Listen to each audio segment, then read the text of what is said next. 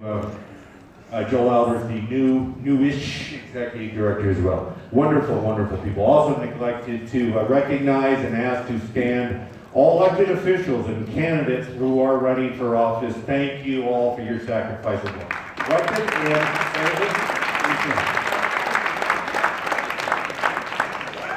I trust that you did. I can't answer. All right, we're going to proceed with the same format until 8 o'clock. We'll end at 8 o'clock. We'll take a few minutes after 8 o'clock, but I want to take as many minutes as we can in this hour to get as many questions as we can into the candidates with the same format. And we'll start with general questions for everyone, and we'll start with Mr. Maestas for this question. There are so many questions. You all, in your answers, you bring up just one more question after another question. You mentioned drugs, or you mentioned schools, or you mentioned all the things that overlap here in this Venn diagram of issues here in Santa Fe. I want to bring up one kind of specific one. I got a million questions from people, emailed to me, phoned in to me, sent to us through our website, santafe.com, and there are so many good questions, but I want to go back to kind of a specific question. It's in a general. Santa Fe recently lost a cab company. We have limited bus service, transportation for many people, whether disabled, elderly, the people who do not drive, or the other people who cannot seem to figure out how to get the new driver's license. We need public transportation. So how do we do the first mile, the last mile, to get people to the bus stops or from the bus stops home?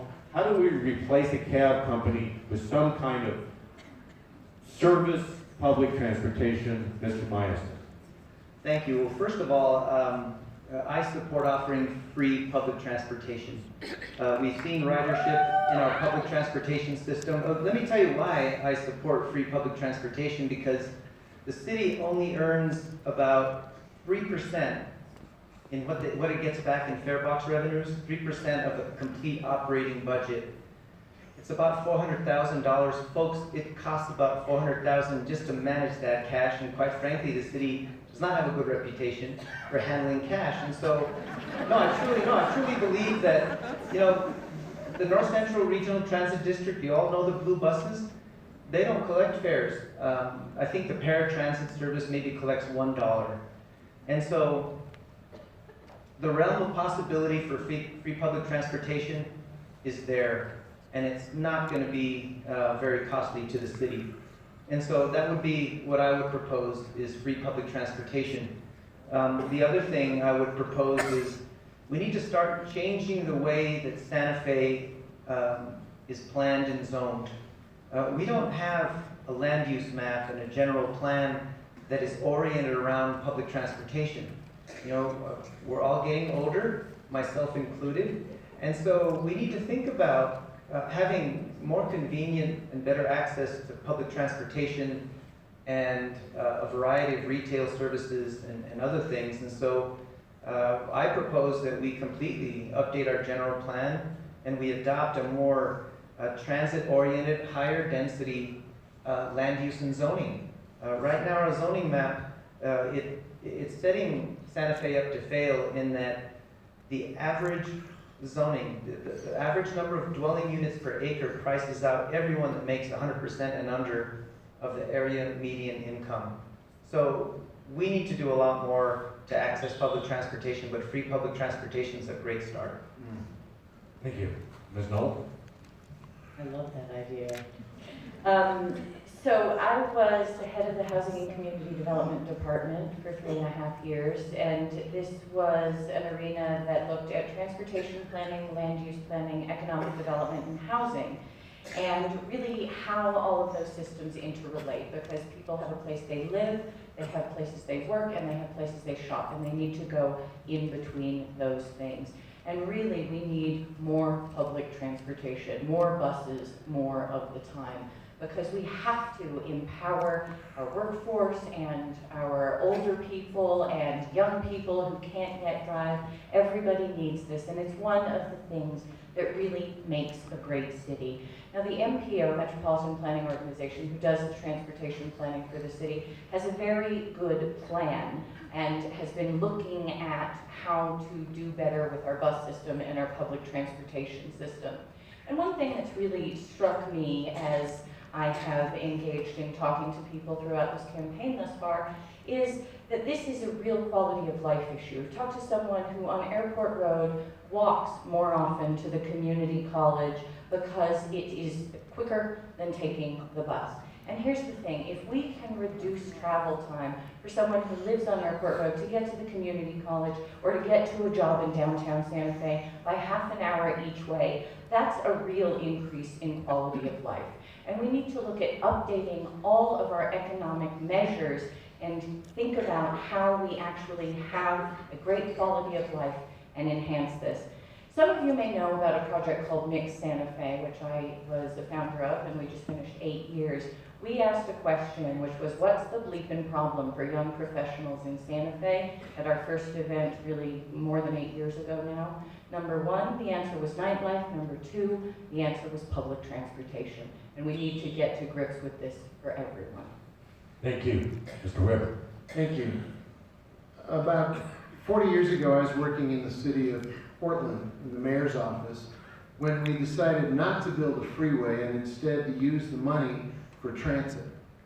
We turned away from the automobile and embraced instead transportation that was geared to help people get where they wanted to go, that was low in energy use and low in emissions. It did relate exactly to what my colleagues up here have talked about, which is blending and integrating transportation, land use, and economic development. Those are all part and parcel of the same thing. It's something we need to step up to here in Santa Fe. I think the point that Joseph made is spot on. We need to review our general plan, and we need to look seriously at zoning and land use, and also at employment opportunities where people work compared to where they live. Neighborhoods ought to be really looked at in terms of their proximity to work opportunities. We also need to talk to our bus riders. I believe that the current public transportation system, the routes don't match where people want to go. Not long ago, I spoke to a 19-year-old woman who lives on the south side. It takes her 2 hours to get from her home to her job every day. And that's because the routes are not really laid out for the use of people who are trying to use public transportation as part of their employment everyday life. We should look at alternative vehicles. You know, we don't always need the largest size buses for a city the size of Santa Fe, and we also ought to look at an entrepreneurial opportunity. In cities all over the world, there are jitneys, little carts. People can start their own little neighborhood-based transit operations using apps and other technology and actually serve their own neighborhoods with transit opportunities. Thank you. Mr. Trivia. Thank you. Well, of course, I think first we need to reassess city services.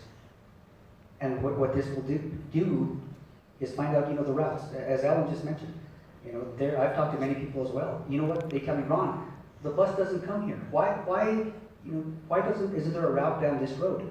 This is something that we need to do, a reassessment of the way that the city is making these routes, why they made these routes, and reassessing and saying, hey, this is where people want to go, this is where we need to go. You stole a little bit of my thunder on that one with the smaller buses, Alan. I said, I'm a line manager for the Department of Transportation. I oversee over 6,000 vehicles, so I understand about smaller fleets, smaller vehicles. It's a shame sometimes when we see our buses driving down Cerritos Road with one person in there. That's not efficient. We definitely need to look at our fleet. We need to look at, the size of it. And yes, we need to look at buying smaller buses. And you know why it'd be good for those smaller buses? Because, especially in the downtown area, a lot of these buses can't get down, we can't bring one of the normal-sized bus down some of these roads here on the east side of Santa Fe. Some of these smaller buses we could do. Again, it's just a reassessment. And we talk about public transportation. Something that's been talked in the city year after year, but never has, come to fruition, is a bike sharing program. That is something that we can do. I've been to other cities, and it's fabulous to see people getting on a bike, cruising, the downtown area, going to other place. It can be done. We have one of the best trail systems in the world here in Santa Fe. People can get from downtown to the south side, to the east side, west side, you name it, they can get there. It's just, gonna take, the initiative on the city and, a push.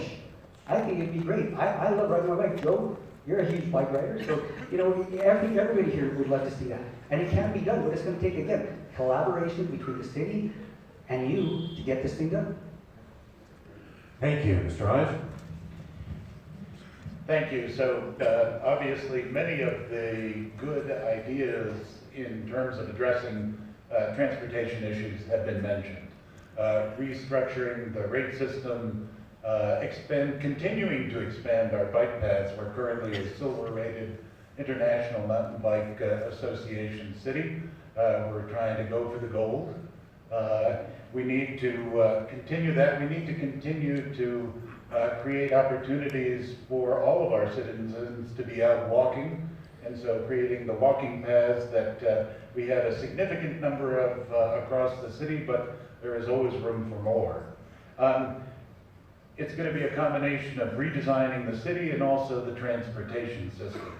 We have started some of that redesign at the city level in the Midtown Link, and that is an area that is designated roughly from St. Francis Drive along St. Michael's Drive out to the Santa Fe University of Art and Design campus.